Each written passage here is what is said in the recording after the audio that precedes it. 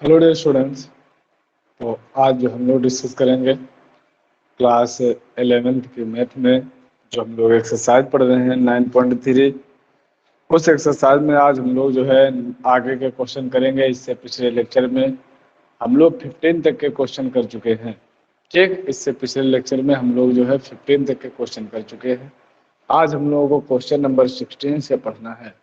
तो सबसे पहले हम लोग देख लेते हैं कि क्वेश्चन नंबर 16 आपका क्या लिखा हुआ है, फिर उसके बाद हम लोग जो है आगे की बात करते। देख लीजिएगा जरा, क्वेश्चन नंबर 16 आपका लिखा हुआ है, कह रहा है एक गुणोत्तर श्रेणी ज्ञात कीजिए जिसके प्रथम दो पदों का योगफल -4 है। ठीक, गुणोत्तर श्रेणी के प्रथम दो पदों का योगफल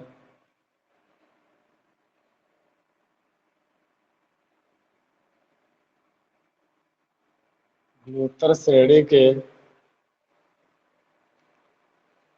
प्रथम दो पदों का योगफल -4 है। ठीक, अच्छा, प्रथम दो पद का मतलब हमने कह लिया। देखिए, प्रथम दो पद होते हैं हमारे, प्रथम दो पद होते हैं हमारे ए और ए आर। प्रथम दो पद होते हैं हमारे कौन? ए और ए आर होते हैं। तो ये हो गया भैया ए और प्लस ए आर बराबर कितना हो गया? -4। ठीक, ये हमें दिया जा रहा था। फिर उसके बाद हमसे क्या कह रहा है? ठीक, उसके बाद हमसे क्या कह रहा है?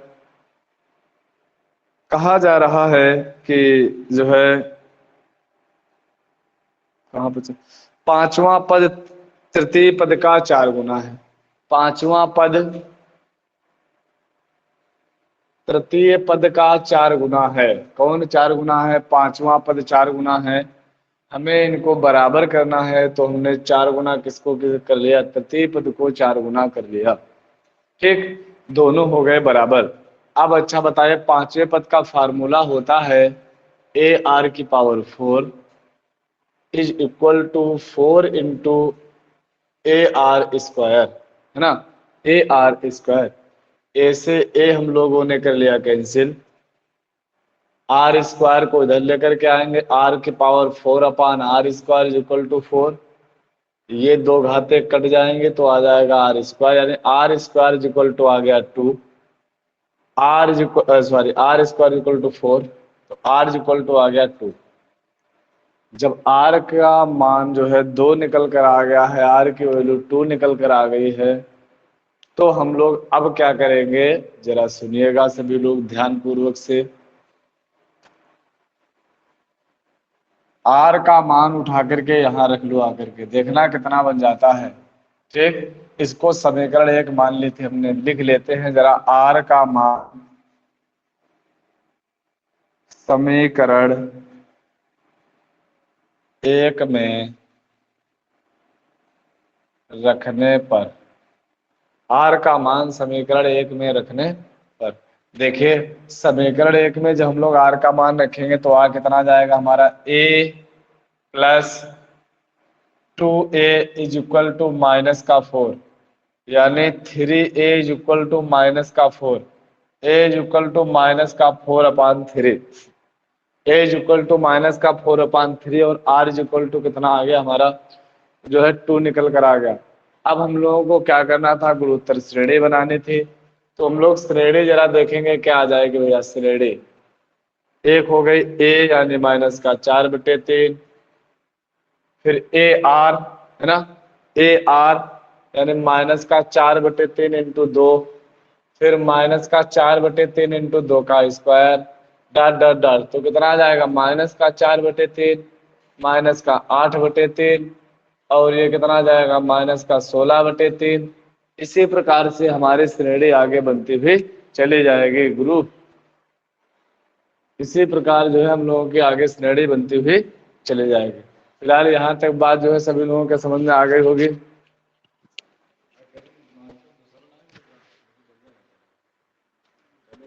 घिसो है ना आगे।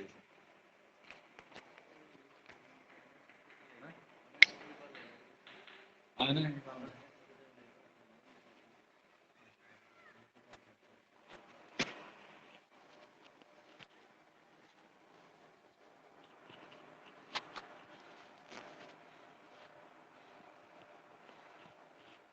तो कुल मिलाकर के ये जो है आपका आंसर निकल कर आ जाएगा। फिलहाल यहाँ तक की बात सभी लोगों को समझ में आ भी गई होगी।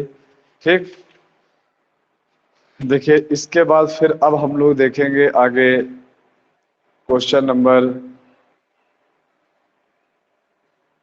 17।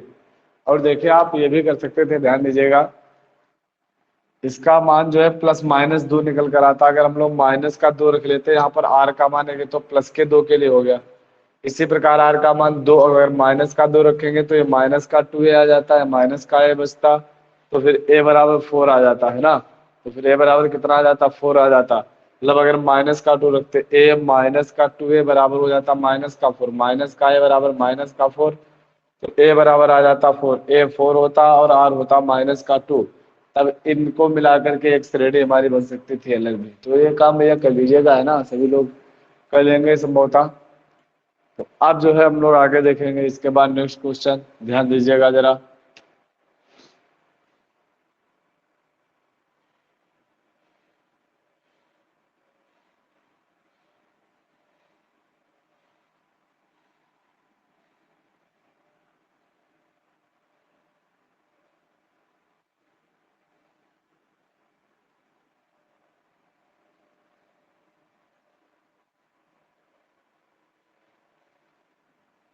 फिर देखिएगा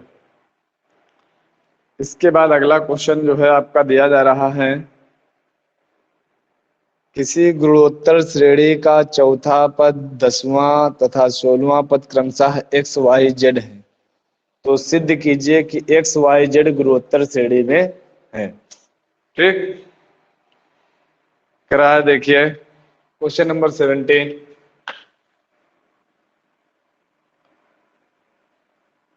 प्रश्नानुसार हमें दिया जा रहा है चौथा पद x,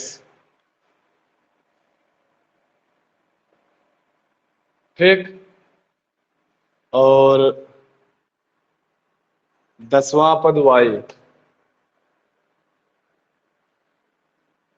चौथा पद x है, 10वां पद y है, 16वां पद z है। तो बताइए चौथे पद का फार्मूला होगा क्या, ए आर क्यूब बराबर x, है ना। फिर देखेंगे इसके बाद 10वें पद का फार्मूला होगा ए आर की पावर 9 बराबर y। फिर देखेंगे इसके बाद 16वें पद का फार्मूला होगा ए आर की पावर 15 बराबर z। ये हो गए हमारी समीकरण 1 हो गई, समीकरण 2 हो गई, समीकरण 3 हो गई। ठीक, इतनी बात फिलहाल सभी लोगों के समझ में आ गई होगी। अब हमें सिद्ध करना था एक्स वाई जेड समान गुणोत्तर श्रेणी में है। सिद्ध करना है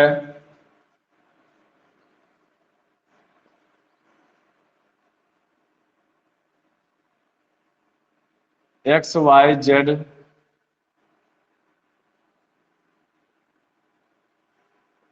गुणोत्तर श्रेणी में है। ठीक, ये हमें सिद्ध करके दिखाना है। देखिए जब ये गुणोत्तर श्रेणी में है तो हमने बताया था गुणोत्तर श्रेणी के लिए क्या होता है प्रतिबंध। समांतर श्रेणी के लिए बताया था बीच वाले पद का दोनों के गुणनफल के बराबर होता है, और दूसरे वाले दोनों के योगफल के बराबर होता है। बीच वाले पद का 2 गुना दोनों के योगफल के बराबर होता है, यानी 2b बराबर a प्लस c। और गुणोत्तर श्रेणी के लिए बताया था कि बीच वाले पद का वर्ग दोनों के गुणनफल के बराबर होता है। तो यानी यहाँ हमें सिद्ध करना है क्या, Y square is equal to X Z. ये हम लोगों को सिद्ध करके दिखाना है। मतलब एक्स जेड हम लोगों को सिद्ध करके दिखाना है किसके बराबर हो जाना चाहिए, वाई स्क्वायर के बराबर हो जाना चाहिए। तो इसके लिए हम लोग देखिए करते क्या हैं, जरा सुन लीजिएगा भैया। हम लोगों ने समीकरण 1 और 3 की गुणा की, ठीक। इसमें हम लोगों ने क्या किया, समीकरण 1 व 3 की गुणा करने पर, समीकरण 1 व 3 की गुणा करने पर देखिए गुणा करेंगे क्या आता है भैया। 1 हो गई है हमारी AR³ इंटू 3 हो गई है AR⁻15 बराबर हो गया कितना, XZ। अब देखेंगे जरा भैया, देखो कितना आ जाएगा। ए और ए को हमने लिख लिया A² इंटू, तो क्या इसको हम लिख सकते हैं की पावर 9 का होल स्क्वायर बराबर XZ। आर की पावर AR⁻9 किसका मान था, y का मान था। जब ये y का मान था तो इसकी जगह पर हम लोग y लिख सकते हैं। तो यहाँ पर हमने लिख दिया करके y और का स्क्वायर बराबर कितना हो गया, XZ। जब बताओ आगे हमारा y² बराबर XZ, वही वाली बात आ गई, तो हम लोग कह सकते हैं क्या, अतः x, y, z भी गुणोत्तर श्रेणी में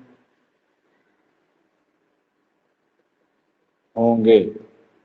यही हम लोगों को जो है सिद्ध करके दिखाना था, ठीक। यही हम लोगों को जो है भैया सिद्ध करके भी दिखाना था। तो यहाँ तक की बात संभवतः सभी लोगों को समझ में आ गई होगी। अब जो है इसके बाद अब हम लोग आगे बढ़ जाते हैं, आगे की बातें सीखते हैं भैया, ठीक। यहाँ तक सभी लोगों को बहुत अच्छी तरीके से समझ में आ गया होगा। तो चलिए अब हम लोग आगे देखते हैं भाई, ध्यान दीजिएगा जरा। देखिए इसे हटा दिया जा रहा है, हो गया होगा क्वेश्चन। अगर आपको करना है तो स्क्रीनशॉट ले लीजिएगा, कर लीजिएगा क्वेश्चन, फिर हम लोग आगे उठते हैं भैया, है ना। चलिए देखिएगा,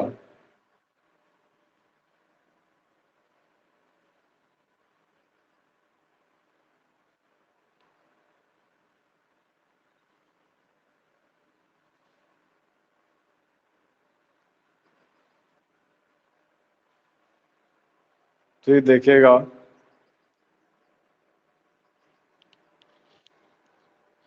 आगे आपका जो 18 नंबर क्वेश्चन है वो बहुत ही अच्छा क्वेश्चन है, ध्यान दीजिएगा जरा। 18 नंबर क्वेश्चन ध्यान दीजिएगा, देखिएगा। कह रहा है कि अनुक्रम 8,88,888,888 डाटा के n पदों का योगफल ज्ञात कीजिए, के n पदों का योगफल ज्ञात कीजिए, ये हम लोगों से कह रहा है। तो इसके लिए हम लोग करेंगे क्या, सुनिएगा जरा। पहले हम लोगों ने अनुक्रम लिख लिया, जो श्रेणी है वो हम लोगों की हमने लिख ली, उसको जरा ध्यान दीजिएगा।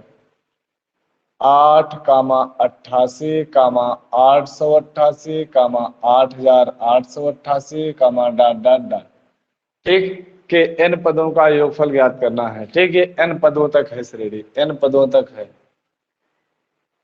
अच्छा जरा अब एक बार ये बता दीजिएगा। देखिए क्वेश्चन बिल्कुल सिंपल है भैया, कठिन तो नहीं लग रहा किसी को। लग रहा होगा कि क्वेश्चन बड़ा कठिन है, लेकिन कठिन नहीं है क्वेश्चन। बस ध्यान दीजिएगा, अभी क्वेश्चन जो है भैया सरल बन जाता है। सब लोगों को क्या करना है, इससे पहले 8 कर लेना है कॉमन। क्या करना है भैया, 8 कॉमन कर लेना है। अब जरा देखिएगा, जैसे हम लोग 8 कॉमन करेंगे कितना आ जाएगा, 1। अच्छा योगफल ज्ञात करना है, तो योगफल के लिए भैया क्या करना पड़ेगा, सभी प्लस लगाने पड़ेंगे, है ना।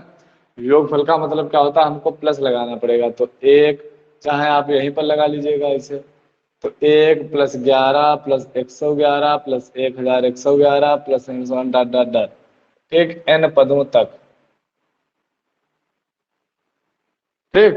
अच्छा अब देखिएगा, अब हम लोगों को अपने पास से ऐसे क्वेश्चनों के लिए क्या करना होगा, आप 9 से गुणा करा लीजिए, 9 से भाग करा लीजिए। क्यों करा रहे हैं अभी वो रीजन आपको पता चल जाएगा, है ना। तो देखते हैं जरा, यहाँ से 8/9 किया हमने, 9 से भाग करा, गुणा भी करा लेंगे, तो 9 + 99 + 999, 9,999 प्लस एंड स्वान ऐसे कहाँ तक चलेगा, n पदों तक। ठीक, अब आपको इसके बाद क्या करना है, देखिए ये जो आपका लिखा हुआ था 9, इसको आपको करना क्या, इसको लिख लीजिएगा जरा 10 माइनस 1, इसको लिख लीजिए 100 माइनस 1, इसको लिख लीजिए, और प्लस लगा हुआ हमारा, इसको लिख लीजिए 1000 माइनस 1, प्लस इसको लिख लीजिए 10,000 माइनस 1। ठीक, 10,000 माइनस 1। ठीक, प्लस एंड सो ऑन कहाँ तक, n पदों तक। अब देखना क्या करना है इसके बाद हम लोगों को, देखिए 10, 100, 1000, 10,000, ये इसकी एक श्रेणी अलग बना लीजिए, -1, -2, -3, माइनस मतलब सॉरी -1, -1, -1, -1, ये एक इसको अलग कर दीजिए। देखना क्या आता है, ध्यान दीजिएगा भैया जरा। हो गया 8/9 है, तो प्लस में तो लिखे हुए थे 10 + 100 + 1000 + 10,000। ठीक, प्लस डॉट डॉट डॉट कहाँ तक है, ये n पदों तक।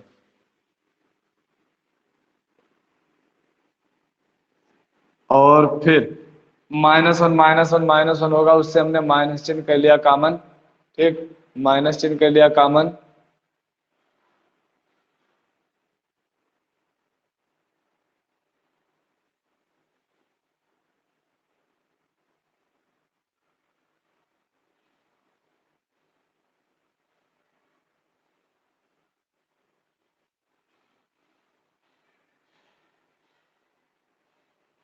ठीक, देखिएगा जरा,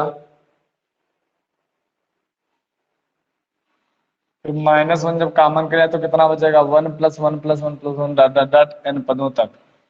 अब जरा देखेंगे इसके बाद क्या आता है आपका, ये हो गया 8/9। देखो ये हमारी बन रही गुणोत्तर श्रेणी, ये बन रही क्या हमारी गुणोत्तर श्रेणी। ठीक, गुणोत्तर श्रेणी बन रही जहां पर a बराबर हो जाएगा 10, r बराबर भी हो जाएगा 10, r का मान 1 से ज्यादा है तो फार्मूला लगा लेंगे, देखना क्या, a r⁻n -1/r-1 यानी 10 - 1, और फिर एक एक एक एक n बार तक जोड़ेंगे, वो हो जाएगा हमारा माइनस का n। ठीक, एक को 5 बार जोड़ते हैं 5 आता है, n बार जोड़ेंगे तो n आ जाएगा, है ना, सिंपल सी बात थी भैया। देखिए ये कितना हो गया हमारा, 9 बचेगा यानी 10/9। ठीक, ये हो गया हमारा 10/9। तो देखिए आंसर आया हमारा कितना, 8/9 ब्रैकेट में 10, 10⁻n-1 अपान में 9 और माइनस का n, यही हम लोगों का भैया क्या हो जाएगा, आंसर हो जाएगा। ठीक, फिलहाल बात सभी लोगों को समझ में आ रही होगी। ठीक, अब चाहे इसको देखो, और अगर हल करना चाहते हो तो ऐसे कर सकते हो, 8/9 के अंदर गुणा करा दीजिए, तो आ जाएगा हमारा 8 धाम 80/81, 80/81, 10⁻n-1 और अपान में सॉरी हाँ इसको तो हो ही गया है ये, और माइनस का 8n/9। ठीक, माइनस का 8n/9, तो यही हम लोगों का क्या हो जाएगा, फिलहाल आंसर हो जाएगा। तो यहाँ तक की बात फिलहाल जो है सभी लोगों को संभवतः समझ में आ गई होगी। इसके बाद अब हम लोग जो है आगे के जो क्वेश्चन है 19 नंबर से जो क्वेश्चन है वो हम लोग नेक्स्ट वीडियो में करेंगे, और फिलहाल आज के वीडियो में अब हम लोग इतना ही रखेंगे। अब चलिए मिलते हैं आपको नेक्स्ट वीडियो में, तब तक के लिए सभी लोग अपना ख्याल रखिएगा, अच्छे तरीके से पढ़ते रहिएगा। ठीक, चलिए फिलहाल आज के वीडियो में इतना।